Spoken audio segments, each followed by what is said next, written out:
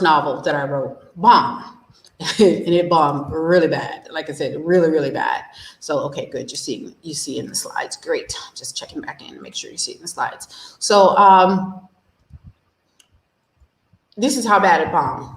In January of 2014, I wrote my first romance in, I think it was May of 2013, because like I said, my sister wrote hers in February. Then I was like, I can do it too, and I wrote mine first, I put it out, and I sold 8 copies in 3 months, and I earned less than $20. And that sent me running back to my nonfiction. So I said, I'm just gonna stick with what I know. It's obviously not for me. I gave it my best shot.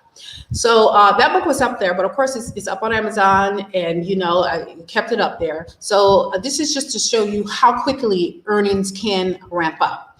In January of 2014, now remember, my book came out in May of 2013. In January of 2014, I earned $188 on Amazon. And this is just with one poor selling romance novel out. In February, I earned right at $150. Again, I still just had that one book up on Amazon, that one romance novel. In March of 2014, like I said, so from May of 2013 until March of 2014, I didn't write any romance because I'm like, not for me, 8 books in 3 months, less than $20, not worth my time. But then, I changed one thing, and this is how my earnings jumped. In March of 2014, I published my second novel, and my earnings jumped from almost $150 to almost $800. Between March and April of 2014, I published 6 romance novellas. They're short romance novels, 15 to 25,000 words. And in April of 2014, I earned almost $2,000. That's $1,824.94.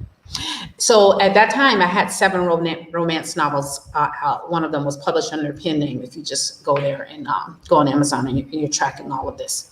So I wrote 6 novels in, I wrote 7 novels in 2014, early 2014, and my earnings went from just under $200 in January to almost $2,000 in April. So in 4 months, my earnings jumped from just under $200 to almost $2,000.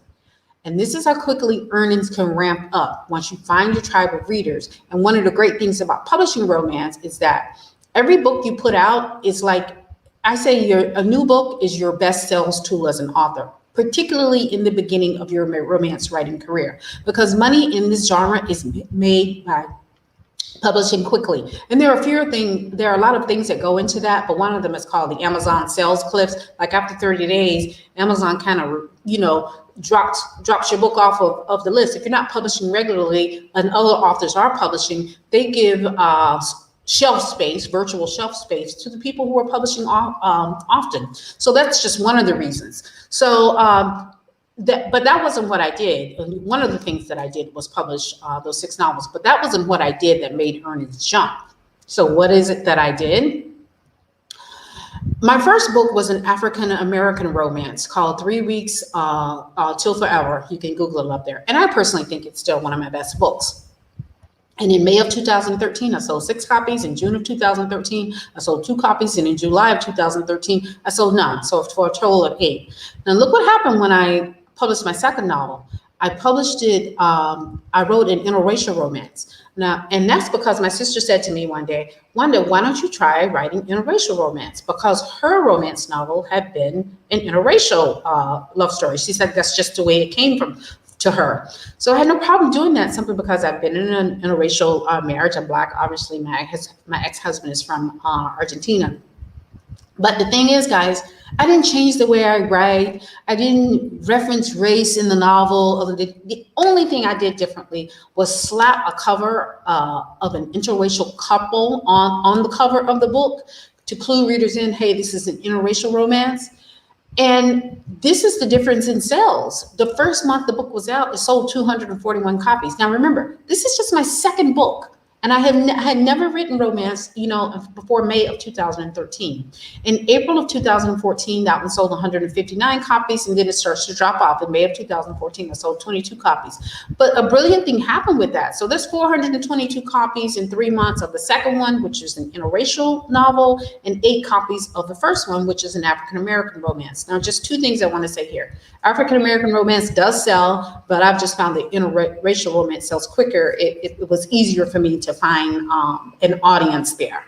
And the second thing is genre is important. Later on, we're going to talk about sales givens, as in things that you can do to make sure that your novel will sell. Genre is one of the most important things you can do. Choose your genre wisely.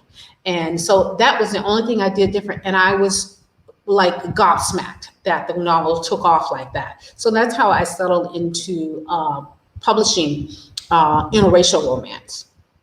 So you guys seeing that, how that can work, and how important genre is. So just to get back to that, 422 copies, 8 copies. Like I said, I'm still floored when I look at that. When I was putting this slide together, I was like, oh my God, that was crazy. So in this webinar, I want to show you how the romance writing business in a box strategy can help you make a full or a part-time living as a romance writer. Because like I said, this stuff that I discovered is just little pieces along the way, and I put into a system, and that was one of the pieces. Oh, genre matters. Oh, publishing regularly matters. Okay, so like I said, this is all part of the system. And the second thing we're going to cover is we're going to